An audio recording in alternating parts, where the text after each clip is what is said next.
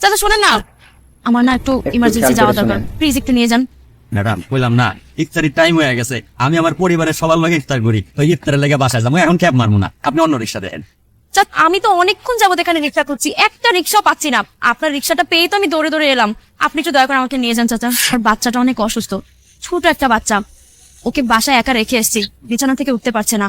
ওর জন্য ওষুধ কিনতেই ফার্মেসিতে এসেছিলাম, এখন সন্ধ্যা হয়ে গেছে। বাংলা আপনি এই কথা আগে কইবেন না, ধরো বইলো আমার ইফতার একটু দেরি হলো, সমস্যা নেই। আচ্ছা অসুবিধা না, আপনি ওঠেন। আপনার অনেক অনেক ধন্যবাদ চাচা।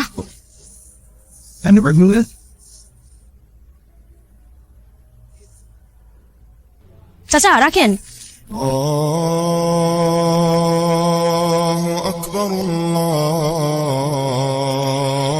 চাচা এই টাকাটাই রাখুন, পুরোটা রাখুন।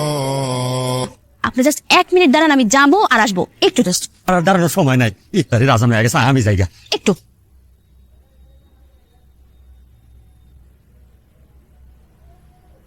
চাচা, সারাদিন তো রোজা ছিলেন, তাছাড়া মাগরিবের আজানও দিয়ে দিয়েছে। আপনি বরং এই জলটা খেয়ে নিন, আপনার রোজাটা খুলুন। ম্যাডাম এগুলো আবার কি লেগে?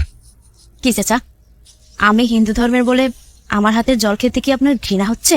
না না ম্যাডাম, এটা কি কন? হিন্দু মুসলমান এগুলো কি আলাদা আলাদা সৃষ্টিকর্তার সৃষ্টি? তাইলে কি আমার রক্তের রং এক হইতো? কন একজন সৃষ্টিকর্তা একরকম বানাইতো না? আমি অবাক হয়ে গেলাম আপনার মানবতা দেখা। আমি অন্য ধর্মের মানুষ, আপনি অন্য ধর্মের মানুষ, আপনি আমার ধর্মীয় কাজে খাবার নিয়ে আইছেন, এলে এখন কথা না বাড়িয়ে আপনি বরং আগে জলটা খেয়ে নিন।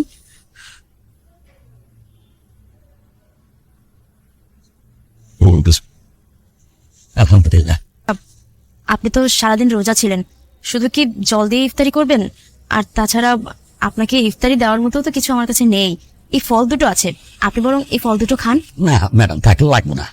বুঝেছি, আপনি হয়তো ভাবছেন এটা বুঝি আমার প্রসাদের খাবার। এমনটা না, আমার বাচ্চাটা অনেক অসুস্থ, জন্যই এই ফলগুলো আনা হয়েছিল। সেখান থেকেই আমি আপনার জন্য দুটো নিয়ে এসেছি।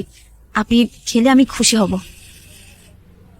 আপনারা খাস দিলে দোয়া করি, আপনি অনেক ভালো থাকেন, অনেক সুখে থাকেন। আর আপনার সন্তান যে অসুস্থ, আল্লাহ যেন তারেও দ্রুত শেফা দান করে। আপনি আমার ধারণাই পাল্টাই দিলেন। আমার ধারণা ছিল আপনারা আম করে পছন্দ করেন না। আপনার ধারণা সম্পূর্ণই ভুল। এই ধর্মের ভেদাভেদ এগুলো কিছুই না। আমাদের সবচেয়ে বড় পরিচয় হলো আমরা মানুষ। আর ধর্মের ভেদাভেদ তো আমরাই মানুষরাই সৃষ্টি করেছি, আমরাই তৈরি করেছি এসব। আপনি কিন্তু চাইলেই নাও আসতে পারতেন, কিন্তু আপনি আমার ছেলের অসুস্থতার কথা শুনে নিজের মানবতা দেখিয়ে এখানে এসেছেন, যেখানে আপনার ইফতারের প্রায় সময় হয়ে গিয়েছিল। ম্যাডাম আমি খাস দিলে আপনার লাগে দোয়া করি, আপনি জানি অনেক ভালো থাকেন, অনেক সুখে থাকেন। আর আপনার যে সন্তান অসুস্থ, আমি দোয়া করি আল্লাহ যেন তারে দ্রুত শেফা দান করে।